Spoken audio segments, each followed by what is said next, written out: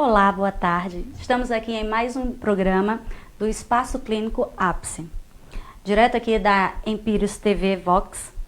E hoje vamos trazer a Gabriela, que é uma terapeuta ocupacional, porém, vamos falar do assunto dentro do transtorno espectro autista, não é isso, Gabriela? É isso mesmo. Boa tarde, pessoal. Sou a Gabriela Santiago, terapeuta ocupacional do Espaço Clínico Ápice. Né? E a primeira pergunta, né, para todo mundo entender, o que é a terapia ocupacional, Gabi? Olha, Sheila, acho que essa é a pergunta que a gente mais responde desde a hora que decide ser terapeuta ocupacional, né?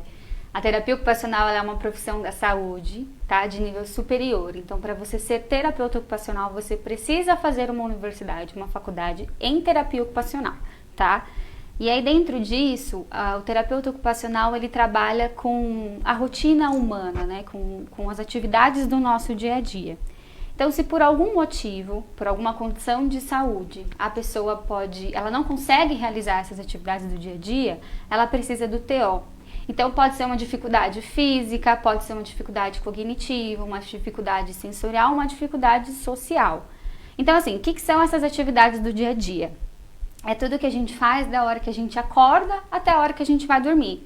Escovar os dentes, pentear o cabelo, trocar de roupa, tomar banho, se organizar para ir para o trabalho, voltar para casa e realizar as atividades domésticas. Então, cozinhar, lavar roupa, lavar casa. Geralmente o que já está no botão automático, assim dizendo. Isso, exatamente. São as coisas que a gente faz no dia a dia que a gente nem pensa em não fazer. Sim. A gente só pensa em não fazer quando chega essa dificuldade, né? Então, quando você precisa reaprender, como que eu escovo os dentes de novo agora? Então, aí entra o terapeuta ocupacional. Então, deixa eu entender. No caso, é quando você sofre algo. A terapia ocupacional, ela trabalha só na reabilitação ou ela também vem antes, na prevenção? A terapia ocupacional ela trabalha nos dois lados. A terapia ocupacional ela é muito ampla, porque a gente atua desde o bebezinho que acabou de nascer até nesses cuidados paliativos que é o momento da morte, né? Então, assim, a gente pode atuar em condições já pré-estabelecidas. Então, quando o indivíduo nasce já com aquela deficiência, por exemplo, paralisia cerebral, síndrome de Down, então a gente entra numa reabilitação, né? Ou alguma condição adquirida, a pessoa sofreu um AVC, ou teve algum acidente que limitou os movimentos dela, mas a gente também faz a prevenção, né? Porque a gente tem que pensar que essas atividades elas estão o tempo todo na nossa rotina. Então, alguns exemplos de atuação na prevenção é com bebês recém-nascidos. O bebê, quando ele é recém-nascido e ele é prematuro, ele naturalmente ele tem um atraso no desenvolvimento dele. Então, ele já vai para a terapia ocupacional fazer uma estimulação precoce para garantir que ele se desenvolva da melhor maneira possível e que esse atraso não seja significativo para ele. Um outro ponto bacana de prevenção é na terceira idade. Né? A gente sabe que passa ali dos 60, a nossa cabeça já não é a mesma, a nossa cognição não é a mesma, né? Então, assim, memória, foco, não é mais a mesma coisa. Então, o que a gente faz? A gente já faz um trabalho voltado para estimular essas funções executivas da nossa cabeça, para evitar ou retardar qualquer processo que venha a ter, por exemplo, da demência, né? A gente não precisa esperar a doença se estabelecer para tratar. A gente já pode começar a fazer esse trabalho antes. Entendi. Então, no espaço da terceira idade, vocês, junto com o psicólogo, é que desenvolve todo aquele projeto para os idosos fazerem os cursos. Isso. Então, a gente trabalha com um pouco da reabilitação física, um pouco da reabilitação cognitiva. A terapia ocupacional ela trabalha sempre em conjunto com outros profissionais da saúde, né? Eu acho que a vantagem da saúde é que a gente tem uma rede de profissionais que podem trabalhar e atuar com a gente, pensando no bem-estar e na autonomia dessas pessoas. Tudo que soma, né, faz muito bem. Com certeza. Aí agora a gente voltando para o nosso assunto aqui, agora vamos lá. O transtorno espectro autista, eu quero que você fale agora um pouquinho sobre ele. Vamos lá. O TEA, né? Sim. O transtorno do espectro autista, a gente chama de TEA. O TEA ele é uma condição neurobiológica que ele gera perturbações no desenvolvimento do indivíduo. Então, o que isso quer dizer? Que a pessoa começa a se desenvolver e ela começa a ter dificuldades em algumas áreas, como, por exemplo, comunicação, alguns aspectos comportamentais, pode ter dificuldade em interação social, cognição, alguns aspectos sensoriais. O TEA ele é diagnosticado geralmente na primeira infância. Porque nesses primeiros anos de vida, a gente começa a desenvolver essas habilidades. Então, essa habilidade de interagir, de olhar para o outro, de se comunicar, ela começa a não desenrolar da maneira esperada dentro do marco infantil. Então, o TEA, ele atrapalha essas questões, né, do desenvolvimento, e aí a gente começa a chamar um pouquinho a atenção. Eu acho legal a gente pontuar, porque antes a gente falava só em autismo, né? Uhum. A gente não falava TEA, a gente falava autista. Essa pessoa é autista. E por que isso mudou? Porque quando a gente fala autismo, a gente encaixa a pessoa numa caixinha muito quadrada de que é aquilo que é e pronto, acabou. E na verdade não. Essas pessoas, as pessoas TEA, elas têm características em comuns, né? Então, mas cada uma com a sua particularidade. Então, quando a gente joga dentro do espectro, a gente permite que elas tenham a sua individualidade, né, a sua complexidade só dela, né, sem estar dividindo, sem estar ali dentro daquela caixinha. Então, duas crianças, elas duas podem ter essa dificuldade em comunicação, mas uma vai interagir melhor no ambiente, a outra vai brincar de maneira diferente. Então, assim, cada uma com a sua particularidade. Então, a gente abre esse leque, então a gente abre essa independência das pessoas. Entendi. E como que se fecha o diagnóstico de uma criança com esse transtorno? O TEA, a gente sabe hoje em dia que ele tem uma causa genética, né? A gente ainda não consegue pontuar que grupo de genes é esse, que alteração genética é essa, mas a gente já está entendendo, a ciência já está entendendo que é uma causa genética. Ela pode acontecer ali dentro do útero, então alguns fatores ambientais, por exemplo, idade da mãe ou alguma intercorrência gestacional pode ser um fator de causar o TEA. Mas a gente não sabe exatamente nem o que causa e nem qual é essa alteração genética, tá? E então por isso não existe nenhum exame clínico que comprove a existência do TEA. Então não é diagnosticado antes do nascimento? Não, porque você não aparece em exame de sangue, não aparece em tomografia, a menos que ele esteja associado com outras comorbidades. Então, mas o TEA em si, ele é 100% comportamental, tá? Então, o profissional, ele observa a maneira que aquela criança interage, a maneira que aquela criança brinca, a maneira que ela se comunica, e aí a gente vai pegando alguns aspectos, algumas dificuldades, alguns sinais que ela vai nos dando para poder fechar esse diagnóstico. Por isso que é sempre uma equipe multidisciplinar que está junto com aquela criança e com aquela família.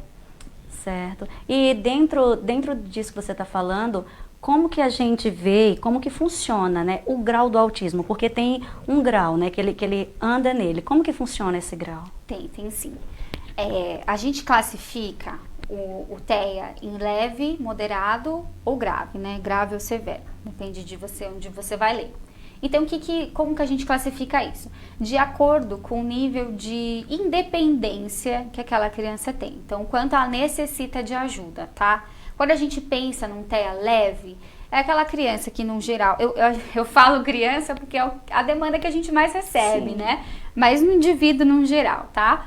Ele tem pouca dificuldade para realizar as atividades do dia a dia dele, da rotina dele. Então, as coisas da escola, as coisas da casa, ele consegue se comunicar de maneira funcional, tá? Ele pode ter uma dificuldade em falar tudo que ele espera tudo que ele quer falar, mas ele consegue falar, tá? Então, ele precisa de menos ajuda, aquela coisa... É um grau leve. Isso, esse é o leve. Quando a gente entra no moderado, já é aquela criança que tem dificuldade em se comunicar, tá? O moderado, ele tem um atraso muito pontual na comunicação, nessa fala dele, nessa maneira como ele troca com o outro.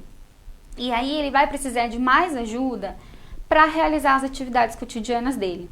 As atividades do dia a dia dele, ele vai precisar de alguém estando ali do lado, guiando. É uma criança que já passa por mais terapias, porque precisa de mais auxílio. E que vai levando a rotina, o dia a dia, com essa ajuda profissional. Agora, quando a gente fala de grave ou severo, é aquele indivíduo que ele não consegue fazer nada sozinho. Ele precisa de alguém do lado dele o tempo inteiro, tá? Então, ele precisa de alguém para ajudar ele a comer, a se higienizar, a realizar todas as atividades do dia a dia, na escola, em casa, em qualquer lugar que ele for, ele vai precisar de uma assistência. E, no geral, é aquele indivíduo que ele não fala nenhuma palavra, às vezes ele emite sons. Então, assim, quanto mais cedo a gente fecha um diagnóstico, E quanto maior esse trabalho multidisciplinar, quanto mais gente está atuando com aquela criança, mais esses pais estão sendo orientados, a gente consegue fazer essa criança andar dentro do grau, tá? Não existe cura para autismo. O que a gente faz é essa redução de sintomas, né? Tem que ser acompanhado a vida toda. Isso. Então, assim, quanto mais terapia você faz, você consegue sair de um severo pro grau médio, do médio pro leve, e conseguindo fazer essa manutenção. Mas é sempre importante essa atuação de um grupo aí de profissionais por trás, junto com essa família e com essa criança. Quando está nesse grau, no último, né, que é o mais grave, ele vem acompanhado de alguma perda motora, alguma coisa assim, ou não? Não, num geral, assim, pro TEA ele ter alguma dificuldade motora é quando ele já está combinado com outras patologias, outras comorbidades. Então, por exemplo, assim, o TEA com síndrome de Down, porque o síndrome de Down a gente sabe que tem mais dificuldades motoras, ele está associado. Mas o TEA em si não atrapalha a parte motora, tá? Ele pega aspecto sensorial, ele pega aspectos de comunicação, de interação social, mas o motor mesmo não. Entendi. E assim, como que os pais podem ficar atentos a um comportamento de uma criança para saber se está desenvolvendo o autismo, né? Porque assim, como você mesmo explicou, não tem idade, não é só criança. Pode ser que mais para frente, né, vai despertar. Então assim, eu quero que você fale um comportamento para os pais ficarem alerta. Tá. Hoje em dia a gente tem uma facilidade, acho que talvez maior, de diagnosticar mais cedo, porque tem se falado mais sobre esse assunto. Então, cada dia a gente fala mais sobre o transtorno do espectro autista, cada dia a gente conhece mais sobre isso, e aí facilita a gente dar esse diagnóstico quanto antes. Tem alguns sinais, assim, de alerta que a gente chama. Lá a criança, quando está com 1 ou 2 anos, quando é bebezinho, às vezes dá pra gente perceber, mas geralmente 1 ou 2 anos fica um pouquinho mais claro. Um aspecto importante é a interação social. Ela é aquela criança que ela tem dificuldade de estar com o outro, de brincar com o outro, de interagir com o outro, né? Então, aquela criança que, por exemplo, está numa roda com outras crianças, ou ela vai estar afastada, brincando sozinha, ou ela pode estar dentro da roda. Mas ela não vai estar trocando com o coleguinha que está do lado, com todo mundo que está ali. Ela, no geral, vai estar com ela mesma. É aquela criança que tem dificuldade de entrar e falar: oi, pessoal, tudo bem? Bom dia. Sabe aquela criança super comunicativa que fala com todo mundo? Sim. Essa criança até ela tem essa dificuldade, tá? Entendi. Então, a gente vai entrar agora nos comerciais. E no próximo bloco, a gente vai falar sobre esse brincar, tá bom? Certeza. Fique atento, não sai daí, que o próximo bloco vai ser bem melhor.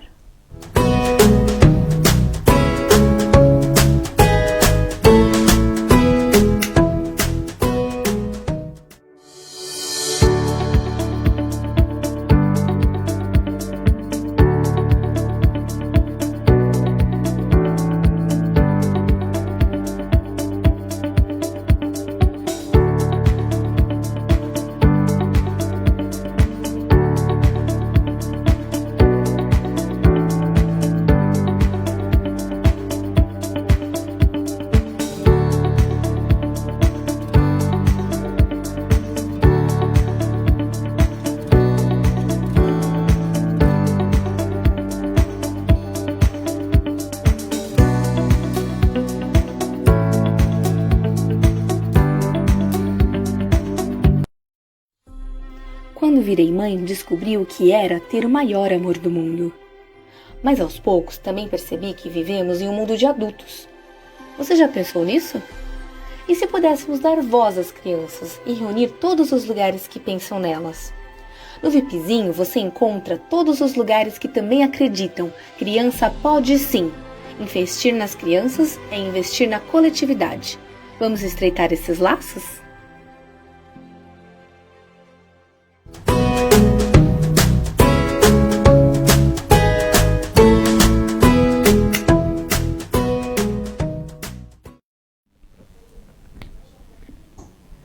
E voltamos com esse assunto maravilhoso, que é o TO dentro da TA, não é isso, Gabi? Isso aí.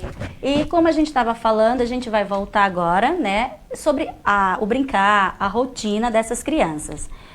Como que funciona a rotina na vida de uma criança com esse transtorno?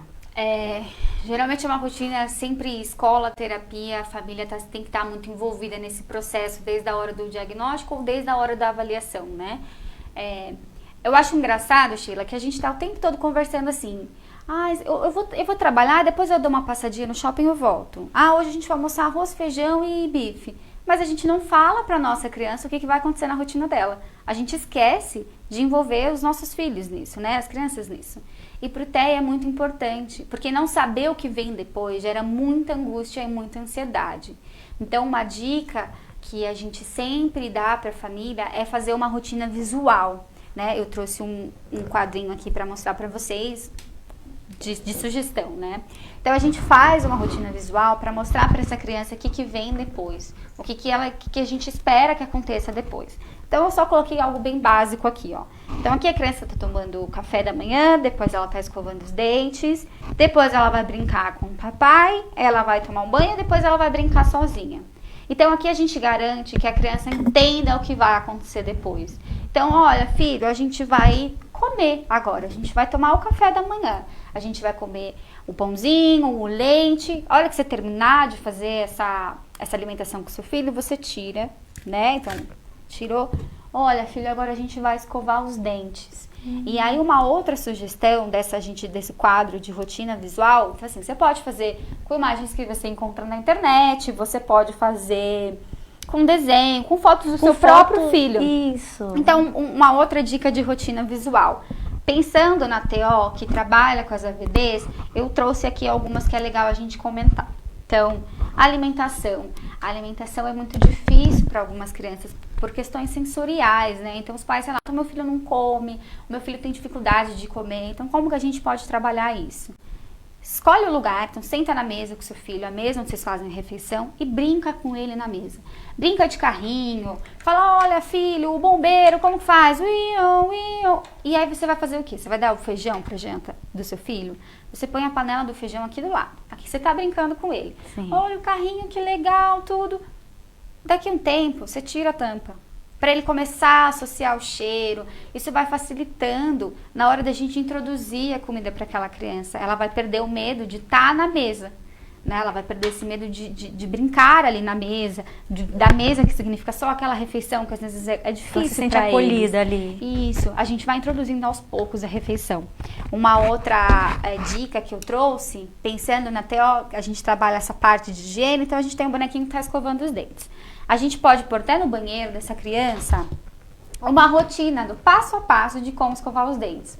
Lembra que eu falei que a rotina visual é legal para essa questão de ansiedade? Então tá aqui, ó, filho, a gente vai tirar a tampa, a gente vai pôr na pata, a gente vai fazer assim, assim, certo? Esse processo, então, na vida da criança é muito importante. É muito importante. Nós fazemos isso o tempo todo. Com quem mora com a gente, já tá na nossa cabeça, agora eu vou fazer isso, depois eu vou fazer tal coisa. E a gente não passa isso para nossa criança. E a nossa criança até, ela precisa de uma rotina estruturada, ela precisa entender o que vem depois. E aí eu até coloquei alguns aspectos, por exemplo, brincar. O brincar é um ponto que chama atenção no transtorno espectro autista, porque às vezes a criança ela vai pegar um brinquedo e ela não vai dar a função que aquele brinquedo tem. Então, por exemplo, o nosso caminhãozinho aqui. Então a criança ela vai ficar só rodando o pneuzinho aqui, ou ele tem alguma luz que ela só vai ficar apertando e vai estar focada na luz, e ela esquece que isso é um caminhãozinho. Ela esquece que isso aqui você pode brincar de um incêndio, isso aqui, se quiser, ela vira até uma nave espacial. Então, é uma dificuldade que o TEA tem em brincar, né? Então, sentar com o seu filho, brincar com o seu filho é muito importante. Então, é nesse momento que a gente treina o contato visual, né? Então, assim, Sheila, olha aqui o caminhãozinho, a gente põe na altura do nosso olho, a gente tá olhando a nossa criança no olho, olha como que ele faz, e ele corre pela casa, agora ele vai para você. Você tá interagindo com seu filho, então você tá estimulando a interação social, você tá estimulando o contato visual, porque o carrinho tá na altura dos teus olhos, né? E você tá estimulando o brincar, porque você pode ensinar o seu filho a dar outras funções para aquela brincadeira. Muito, muito lúdico tudo isso, muito né? Lúdico. Criança aprende brincando. Então vamos brincar, que é para ensinar. E nesse momento de pandemia que a gente está passando, ainda não voltaram muitas coisas. As crianças têm uma rotina, tem os médicos que passam, tem tudo. Agora ainda não voltou tudo ainda, né? Como que um pai se comporta com a criança em casa? Uma brincadeira, alguma coisa? Eu quero que você ajude agora quem está em casa lá. com as crianças. Primeiro, uma dica. Crie uma rotina visual, tá? A pandemia, ela bagunçou todo mundo, não só as crianças, não só a rotina deles, mas a nossa também. Mas a gente aceita uma mudança de rotina, às vezes a criança até não. Ele precisa que tudo aconteça daquele jeito. Então, monta uma rotina visual com o teu filho. E aí você vai trabalhando em cima dela. E o que é mais importante? Como terapeuta, a gente sempre dá orientação para essa família. Não existe uma receita de bolo, tá? Ó, brinque disso, faça isso. Não, porque cada caso é um caso. Então, a minha sugestão, monta uma rotina, conversa com o terapeuta do seu filho. Olha, você é TO do meu filho, eu lembro que você tinha me dado uma sugestão de como brincar com ele que eu não lembro. Como que eu faço agora? Olha, meu filho tem dificuldade nessa parte de comunicação, então eu vou mandar uma mensagem para fono me ajudar. A pandemia, ela mostrou para nós terapeutas a importância do trabalho, terapeuta e familiar, porque sozinho a gente não faz nada, né? Então a gente precisa da família ali. Então monta a rotina visual, descobre o que seu filho gosta de fazer, liga pro terapeuta, pede uma ajuda, fala SOS, eu não sei o que eu vou fazer agora, meu filho não tá muito agitado, tá muito nervoso, o que eu faço para fazer com ele, né? Para que caminho eu vou? Então, mantenha esse contato bem próximo com o terapeuta agora. Acho que o terapeuta de cada criança, não só o TO, tá? O fono, o físio, a psicóloga, ele vai saber indicar, ele vai saber ajudar essa família em que caminho seguir nesse momento tão maluco que a gente está vivendo. Isso que você falou é bem interessante, porque assim, os pais, essa pandemia serviu para muita coisa. Os pais, eles antes entregavam as crianças aos profissionais, aos professores, e hoje eles estão vendo que eles têm que pega um pouquinho de cada um, e o que você falou, tá procurando sempre para trazer isso para dentro de casa agora, porque eles não estão podendo ir. Então agora está sentindo na pele o que vocês passam, né, os professores, enfim, tudo. E o que eu queria saber também, uma criança que ela é diagnosticada com autismo, além da terapia ocupacional, quais são os outros profissionais que essa criança tem que estar participando, tem que estar indo neles? Nunca é um profissional só. Eu acho que é muito importante não ser um profissional só, porque cada área de atuação, ela tem um conhecimento específico da zona que ela atua, né? Então, assim, o que é legal essa criança fazer? Terapia ocupacional, fonoaudiólogo, o próprio psicólogo, quando possível um psicomotricista, um musicoterapeuta, um fisioterapeuta. Porque assim, todo mundo, todos esses profissionais, eles vão trabalhar dentro do objetivo da área deles. Só que o objetivo final e maior é o bem-estar dessa criança, tá? Então é imprescindível que ela passe com o máximo possível, o máximo que cabe àquela família, né? Para poder gerar essa autonomia, ajudar essa independência da criança, tá? E acho que acima de tudo, acho que o que você falou foi muito bacana. Os pais estão aprendendo que eles também precisam ser terapeutas, eles também precisam ser professores, eles precisam estar envolvidos nesse processo de reabilitação, porque não adianta, sozinho a gente não chega em lugar nenhum. Então, assim, os profissionais têm que estar trabalhando junto com a família, que tem que trabalhar junto com essa criança e tem que estar todo mundo alinhado. Na TEO a gente fala que é um triângulo, né? O terapeuta, o paciente e a família. Então, assim, todos têm que estar alinhados, tá? Não só no momento de pandemia, mas em todos os outros. Porque a criança vem, fica uma horinha comigo, uma horinha com a fono, uma horinha com a psicóloga e depois ela vai para casa. O resto do dia e o resto da semana ela tá com o familiar dela. Então, os familiares, ele tem que estar bem engajado no processo terapêutico do filho dele. Entendi. Até fiz essa pergunta anterior, mas não ficou muito clara. Qual é o primeiro profissional? O primeiro, porque assim, eu acho que a terapia ocupacional, o fono, vem depois com o diagnóstico, né? Mas o pai notou alguma coisa diferente. Ele vai levar onde? O psicólogo é o primeiro? Ele pode procurar um neurologista infantil, tá? Pensando na criança, ele pode procurar um neurologista infantil para guiar ele em todo esse processo.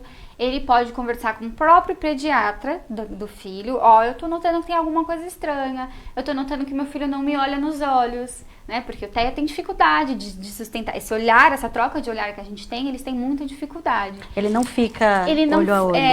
Geralmente assim, ou ele não olha mesmo, como se a gente estivesse conversando aqui e ele estivesse olhando pro chão para falar com você. ou ele dá aquela olhadinha e já desvia o olhar. Então, assim, esse olhar sustentado é difícil para eles. Então, você chega, você fala com o seu neuroinfantil, ou você fala com o pediatra, você fala, ó, eu tô sentindo que meu filho não interage bem, que o meu filho tá com atraso na comunicação, porque ali com 2 aninhos a gente espera que a criança já fale pelo menos 2 palavras em conjuntos, com sentido, né? Sim. Então, meu filho tá com esse atraso na comunicação, o meu filho não me olha muito nos olhos, ele brinca só com a rodinha do carrinho, ou ele se assusta quando tem algum som, alguma luz diferente, e aí esse primeiro profissional, então esse pediatra, ele vai guiar essa criança para outros profissionais.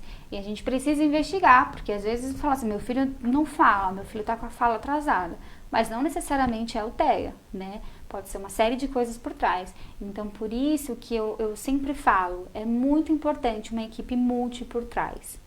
Porque a gente não fecha o diagnóstico sozinho, a gente não investiga sozinho. Quanto mais a gente está envolvida nesse processo, melhor é para a gente descobrir o que aquela criança tem, é melhor para a gente fechar um diagnóstico para ser uma coisa mais segura, tá? Tá. E em relação ao toque, né? Porque a criança também, ela não aceita muito ser tocada. Essa parte, como que funciona também, Gabriela? Os aspectos sensoriais, acho que eu comentei em alguns momentos aqui, que as crianças têm, elas podem ter uma dificuldade sensorial. O que é sensorial? O olfato, a visão, o paladar, o toque, né, o tato, isso tudo é sensorial. Então, às vezes, a criança até ela tem dificuldade em processar tudo isso que ela está sentindo, todas essas informações que ela está recebendo. Então, ela pode ter essa versão um pouquinho do toque, essa dificuldade de se comer por conta do cheiro, do sabor das coisas, mas é de caso para caso, tá? O profissional, junto com outros, vai saber guiar melhor, identificar melhor essas dificuldades. Saindo um pouco da criança para a pessoa que descobre um pouco mais tarde. Essa pessoa, ela tem algum auxílio do familiar ou ela mesmo consegue se ver, enxergar que algo diferente está acontecendo? No geral, quando a pessoa tem um diagnóstico mais tardio, ela já se virou muito bem ao longo da vida, né? Já não precisou tanto, né, daquilo. Porque vira o TEA leve que vai embora sem você precisar dar muito suporte. Mas o que é importante ela fazer? Procura um terapeuta, procura um psicólogo, alguma base assim, pode ser comportamental ou não, mas procura um psicólogo que vai te ajudar a entender esse diagnóstico novo que você recebeu e a entender você como pessoa, porque você passou a vida inteira com uma série de dificuldades que você achava que era normal. E aí você chega de uma vida adulta e você descobre e fala assim, caramba, eu sou TEA, ninguém nunca me falou.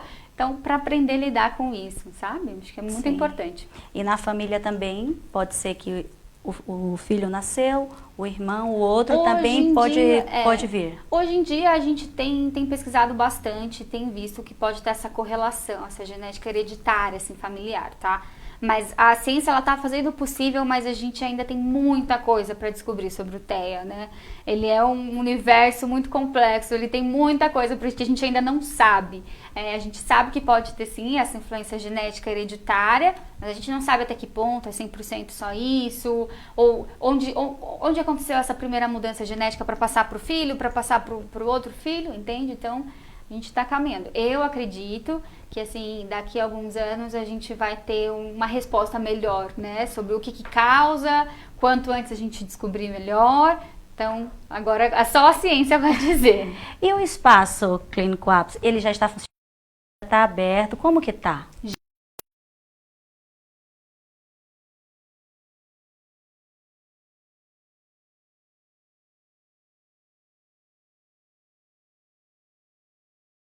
Muito completa e que muito, né? Para a gente estar todo mundo naquele espaço, é muito mais fácil a gente trocar daquela criança, e trabalhar em conjunto. Isso é bem completa. Lá também tem um mascotezinho, né, para as crianças brincarem. Olha, lá né? tem tudo, uma fofura. Então, vocês viram? Vocês precisam conhecer o Espaço Clínico ápice aqui em São Caetano, onde está trazendo uma inovação em toda a área da saúde física e psicológica. Hoje foi maravilhoso, muito obrigada. Gabriela. Terça-feira que vem a gente está de volta com mais um profissional. Muito obrigado e gratidão por você que está aí nos assistindo.